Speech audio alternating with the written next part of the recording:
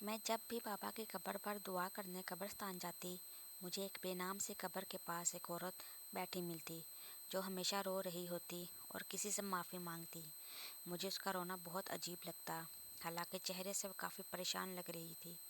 ایک دن مجھ سے رہا نہیں گیا، میں نے اسے پوچھ لیا، اگر آپ برا نہ مانیں تو مجھے اپنا دکھ بتا سکتی ہیں، اب یہاں کیوں بیٹھی ہیں؟ کیا میں آپ کی مدد کر سکتی ہوں؟ میری بات پر اس نے آنکھیں اٹھا کر مجھے دیکھا۔ اس کی نظروں میں بے پناہ غم اور ندامت کا احساس تھا۔ میں نے دیکھا رو رو کر اس کی آنکھیں لال ہو چکی تھی۔ تمہیں کیا بتاؤں بیٹی، میں بہت بری ہوں۔ اگر تم میری کہانی سننا چاہتی ہو تو تھوڑی دیر میرے پاس بیٹھ جاؤ، میرا بھی دل ہلکا ہو جائے گا۔ اس عورت کے ساتھ قبرستان میں بیٹھنا مجھے اچھا نہیں لگ رہا تھا۔ میں نے اسے اپنے گھر چلنے کی دعوت دی، جسے اس نے تھوڑے درد کے بعد قبول کر لیا۔ درد کی مارتی شاید سہارا چاہتی تھی۔ میں نے اسے چائے پلائی، پھر جب اس کے حواس بحال ہوئے تو اس نے مجھے اپنی کہانی سنائی۔ میرا نام آمنہ ہے، میں ایک ایسے گھرانے میں پیدا ہوئی جہاں عورتوں کا نسل در نسل پیشہ یہی تھا کہ وہ مر جانے والی خواتین کو غسل دیتی اور انہیں کفن وغیرہ پہناتی۔ گاؤں میں تو کوئی بھی یہ کام کر لیتا ہے اور یہاں کوئی خاص کمائی بھی نہیں تھی، لیکن شہر میں اچھی خاصی کمائی ہو جاتی، کیونکہ یہاں ہر دوسرے دن کوئی نہ کوئی عورت مر جاتی اور لوگ ہمیں جانتے پہچانتے تھے، اسی لیے ہمیں اپنے گھر لے جاتے۔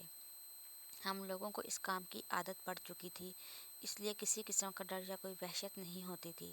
شام 4 بجے مجھے اپنے کام سے فارغ ہو کر بیٹھی تھی کہ دروازے پر دستک ہوئی۔ سلطانہ نے دروازہ کھولا تو سامنے ایک 50 سالہ عورت تھی، جس کا قد اچھا خاصا تھا اور صحت بھی قابل رشک تھی۔ کہنے لگی، مجھے تم سے کوئی کام ہے، جلدی میرے گھر چلو۔ میں حیران ہوئی کہ اتنی جلدی میں کسی کو مجھ سے کیا کام ہو سکتا ہے۔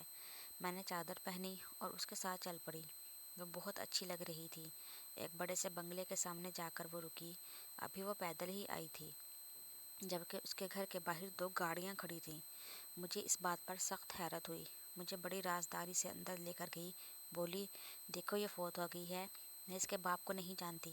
میرا بیٹا ایک لاوارث لڑکی کو بھگا کر لے آیا تھا، تاہم اس سے بہت محبت بھی کرتا تھا، مگر میں کیا کروں، یہ حاملہ ہے۔ حاملہ کو زیادہ دیر تک گھر میں رکھنا اچھی بات نہیں ہے۔ تم اسے جلدی سے غسل دے دو تاکہ میں اسے مختصر رسومات کے بعد دفن کر دوں۔ مجھے تو اس لحاظ سے بھی ڈر لگ رہا ہے، میں نے سنا ہے حاملہ جب مر جاتی ہے تو وہ ڈائن بن جاتی ہیں۔ اس عورت کی تہمات سن کر میں تو حیران رہ گئی، بلکہ ایسی کوئی بھی بات سچ نہیں ہوتی، یہ لوگوں کی بنی بنائی ہوئی باتیں ہیں۔ میں نے ایک نظر اس عورت کے چہرے کی طرف دیکھا، جہاں پر کسی قسم کے کوئی تاثرات نہیں تھے۔ میں حیران تھی کہ اپنی بہو کے مرنے پر کوئی عورت اتنا پرسکون کیسے رہ سکتی ہے، وہ بھی جب اس کے پیٹ میں اپنا پوتا ہو۔ پھر میں نے غسل کی تیاریاں شروع کر دی۔ تختے پر لاش کو لٹایا گیا۔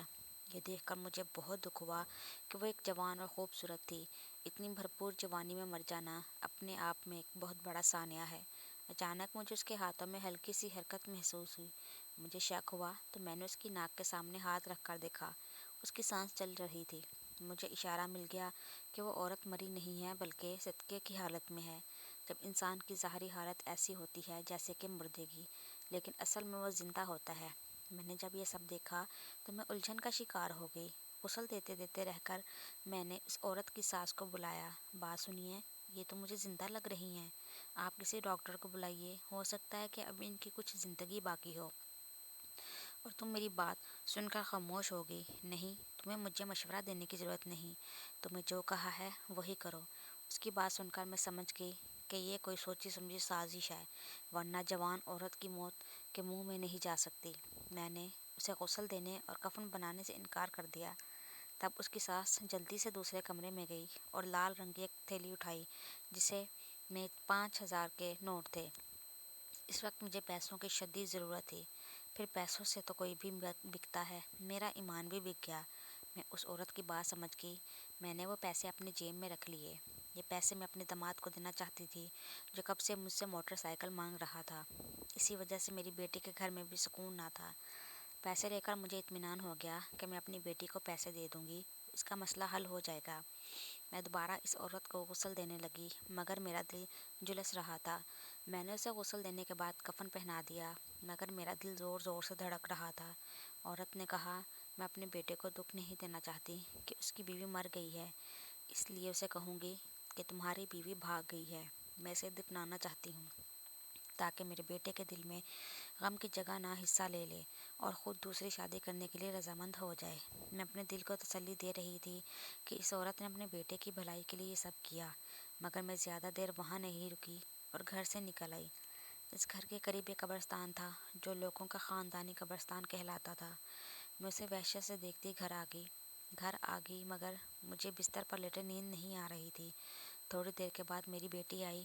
میں نے اسے بوجھل دل کے ساتھ خوشخبری سنائی کہ تمہارے 50,000 روپے کا بندوبست ہو گیا ہے، اب تم اپنے شوہر کو دے دینا تاکہ وہ موٹر سائیکل لے لے اور تمہاری بھی زندگی آسان ہو۔ وہ بولی، آپ اتنے پیسے کہاں سے لائی ہیں؟ میں نے اسے حقیقت نہیں بتائی۔ وہ خوشی خوشی پیسے لے کر چلی گئی۔ میرا شوہر لالچی تھا، اسے ان باتوں سے کوئی فرق نہیں پڑتا تھا۔ میں نے جب اسے یہ سب باتیں بتائیں تو باتوں باتوں میں نے اس عورت کے زیورات کا بھی ذکر کر دیا کہ عورت نے اچھی خاصی سونے کی انگوٹھی پہنی ہوئی تھی، اس کے ہاتھ سے میں نکال نہیں پائی اور وہ اس کے ساتھ ہی ہے۔ اس کے بعد مجھے اطمینان نہیں ہو رہا تھا، لیکن میرا شوہر اب وہ انگوٹھی حاصل کرنا چاہتا تھا۔ اس نے مجھے کہا کہ ہم اسے اپنی بیٹیوں کے لیے استعمال کریں گے، ہم اس سے اپنی بیٹیوں کی شادی کریں گے۔ تمہیں سمجھ کیوں نہیں آ رہی؟ اپنے شوہر کی باتیں سن کر میرا دل عجیب سا ہو گیا۔ میں یہ سب کرنا نہیں چاہتی تھی مگر اس نے مجھے راضی کر لیا۔ بولا، تھوڑی دیر کا تو کام ہے، ہم قبرستان چلتے ہیں، اس عورت کی قبر کھودیں گے اور وہاں سے جو بھی دولت ملے گی اس سے کوئی کاروبار کریں گے، پھر کبھی ایسی حرکت سوچیں گے بھی نہیں۔ میں اپنے شوہر کی باتوں میں آ گئی۔ رات کے 2 بجے ہم اپنے گھر سے نکلے۔ ہمارے پاس کسی قسم کا کوئی آلہ اوزار نہیں تھا۔ اب ہمیں یہ پتہ کرنا تھا کہ تازہ قبر کون سی ہے۔ ہم لوگ جب قبرستان پہنچے تو اس قبر کی خدا کی کرنی گورکن اس وقت جاگ رہا تھا۔ ہم نے اسے ساری حقیقت سے آگاہ نہیں کیا۔ ہم نے اسے آج دفن ہونے والی عورت کا پوچھا تو اس نے ہمیں نشاندہی کر دی۔ ویسے بھی کچھ خاص ایماندار نہیں لگتا تھا، عجیب سی نحوست تھی۔ میں تو یہی سمجھی کہ اس نے ہم سے کوئی حصہ وغیرہ نہیں مانگا، نہ ہی کوئی دوسری بات پوچھی۔ مجھے تو وہ نیند میں لگ رہا تھا۔ چاند کی روشنی میں جب ہم لوگ اس قبر تک پہنچے تو وہ بالکل تازہ تھی۔ ہم نے مٹی کو ہٹانا شروع کیا تو وہ آسانی سے ہٹی، لیکن جب ہم قبر سے اینٹیں ہٹانے لگے تو ہمیں قبر سے ہلکی ہلکی آوازیں سنائی دینے لگی۔ میں نے اپنے شوہر کو منع بھی کیا کہ ہمیں یہیں پر رک جانا چاہیے، مگر وہ نہیں مانا۔ مگر جب پوری سلٹ ہٹائی تو اس عورت نے جو قبر کے اندر دفن تھی کفن پھاڑ کر اٹھی اور ایک زوردار چیخ ماری۔ یہ دیکھ کر ہم گھبرا گئے۔ میں نے جلدی سے آگے بڑھ کر دیکھا، وہ عورت ابھی زندہ تھی، تکلیف سے کراہ رہی تھی۔ اس عورت کو دیکھ کر ہم دونوں کی آنکھیں پھٹی کی پھٹی رہ گئیں۔ میں نے اپنے شوہر کو پیچھے ہٹنے کا کہا اور اسے ساری حقیقت سے آگاہ کیا، مگر ظاہر ہے اس عورت کو یہی بتایا کہ اس کی ساس نے اسے زندہ مار دیا تھا، ہم اسے بچانے آئے ہیں۔ وہ لڑکی زاروں کی طرح رونے لگی، بولی، خدا کے لیے مجھے گھر لے چلو، میری ساس نے تم سے جھوٹ بولا ہے، میں مری نہیں تھی، اس نے تو مجھے ایک دوا دی تھی، کہا تھا اس سے تمہیں آرام آ جائے گا۔ میں نہیں جانتی تھی کہ وہ کیا سوچ رہی ہے۔ اس کی حالت دیکھ کر میرے اندر سوئی ہوئی انسانیت جاگی۔ میں اور میرا شوہر اسے گھر لے آئے۔ گرچہ میرا دل اس کی طرف سے صاف تھا، مگر میرے شوہر نے اس کے دوسرے کمرے میں جاتے ہی مجھے اکیلے میں بلا کر کہا، سنو، یہ تو سارا کھیل الٹ ہو گیا۔ ہم اس عورت سے فائدہ اٹھانے گئے تھے مگر یہ تو ہمارے ہی گلے پڑ گئی۔ ہاں تو کیا ہوا، ہمیں بھی تھوڑی انسانیت دکھانی چاہیے۔ میں نے اپنے شوہر سے کہا، میں اس عورت کی دیکھ بھال کروں گی، میں جانتی ہوں انسانیت کیا چیز ہوتی ہے۔ میری بات پر غصے ہو کر میرا شوہر گھر سے چلا گیا۔ میں اس لڑکی کے پاس گئی، اسے کھانا وغیرہ دیا اور اسے ساری بات پوچھی، کیا ایسا کیا ہوا کہ اس کی ساس نے اس کو دھوکہ دے کر قبر میں دفنانے کی اتنی جلدی کی۔ تو اس نے مجھے بتایا کہ وہ ایک امیر گھرانے کی بہو ہے، اس کے ماں باپ بچپن میں فوت ہو گئے تھے، اپنے چچا کے پاس رہتی تھی۔ اس کی ساس جس کا نام شکیلہ تھا، اس نے اپنے بیٹے کے لیے میرا رشتہ مانگا۔ شکیلہ کے بیٹے کو میں بہت پسند آئی تھی۔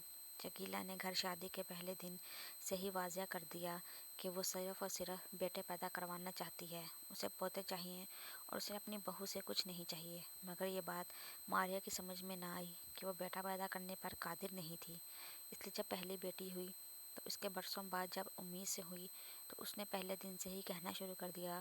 تیسرے چوتھے مہینے میں جا کر اس کا الٹرا ساؤنڈ کروایا اور ڈاکٹر سے پوچھا کہ اس بچے کی جنس کیا ہے، تو ڈاکٹر نے بتایا کہ لڑکی۔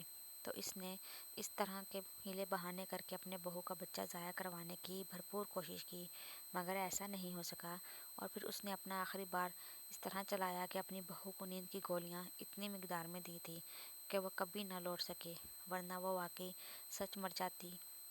اس کی بات صحیح تھی، اس کی سازش کا ادراک میں لگ رہا تھا۔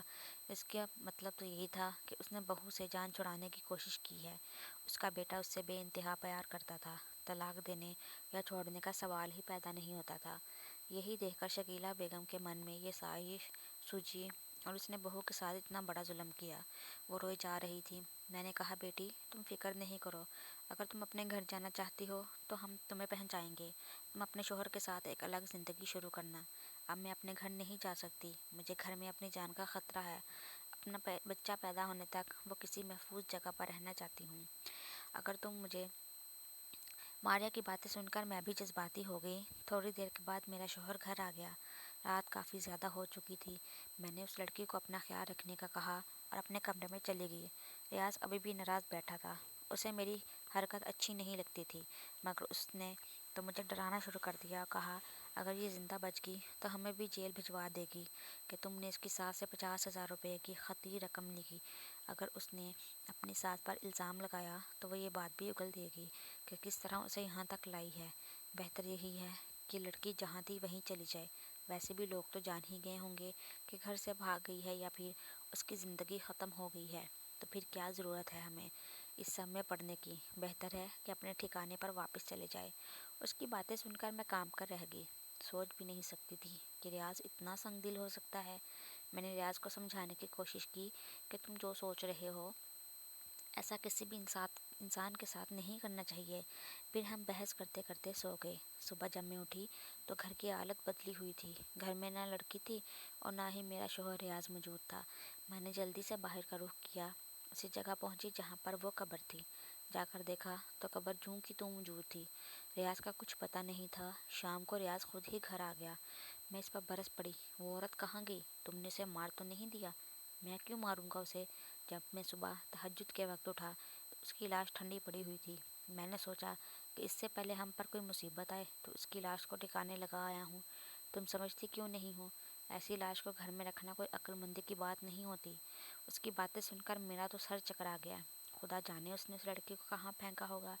میں نے اسے بچانے کی کوشش کی اور تم نے اس کو مار دیا۔ مگر اس نے مجھے کوئی جواب نہیں دیا۔ مایوس ہو کر میں بیٹھ گئی، اپنے اللہ سے معافی مانگنے لگی کہ مجھ سے غلطی ہو گئی ہے۔ میں سوچ رہی تھی کہ غلطی کا ازالہ کیسے کروں، مگر اس کی نوبت نہیں آئی۔ مکافات عمل نے ہمیں ہمارے کیے کی سزا دے دی۔ شام کو میری بیٹی کے گھر سے خبر آئی کہ اس کا شوہر ایک کار ایکسیڈنٹ میں اپنی جان سے ہاتھ دھو بیٹھا ہے۔ میرا داماد منیر کرائے کی گاڑی چلاتا تھا، جس کی وجہ سے اس کی آمدنی ہوتی تھی، مگر وہ اپنی موٹر سائیکل یا کار لینا چاہتا تھا تاکہ وہ اپنی آمدن کو مستحکم کر سکے۔ میں نے اپنی بیٹی کو 50,000 روپے بھی اسی لیے دیے تھے، لیکن اب میرا داماد دنیا میں نہ رہا تو ان پیسوں کا میری بیٹی نے کیا کرنا تھا؟ مگر میرا شوہر اس سب کے باوجود بھی باز نہیں آیا۔ اسے تو گویا ایک مشغلہ مل گیا تھا اور لوگوں کی بنائی دولت اپنے ہاتھوں سے لوٹنے لگا۔ اسی وجہ سے میں نے اپنے شوہر کو چھوڑ دیا۔ اب اللہ کی راہ میں دن رات عبادت کرتی ہوں، اس سے معافی مانگتی ہوں کہ وہ میرے اس گناہ کو بخش دے، ورنہ میں جانتی ہوں قیامت کا عذاب بڑا سخت ہے۔ میں نے کئی عورتوں کو غسل دیا ہے، کئی عورتوں کا کفن تیار کیا ہے، میں جانتی ہوں، اور اللہ تعالیٰ کے عذاب سے ڈرتی ہوں۔ خدا میرے اس گناہ کو معاف کر دے۔ اس قبر پر بیٹھ کر اس عورت سے معافی مانگتی ہوں، مگر میں نہیں جانتی میرا رب مجھے معاف کرے گا یا نہیں۔ اتنا کہہ کر وہ عورت خاموش ہو گئی تھی۔ میں جانتی تھی کہ اس کا یہ ضمیر کا بوجھ کبھی ہلکا نہیں ہوگا، کیونکہ جو گناہ اس نے کیا تھا قابل معافی نہیں تھا۔ میں نے اسے تسلی اور دل کے اطمینان کے لیے کچھ وظائف بتائے، نماز کی پابندی کرنے کا کہا، اور پھر اسے اپنے گھر سے رخصت کر دیا۔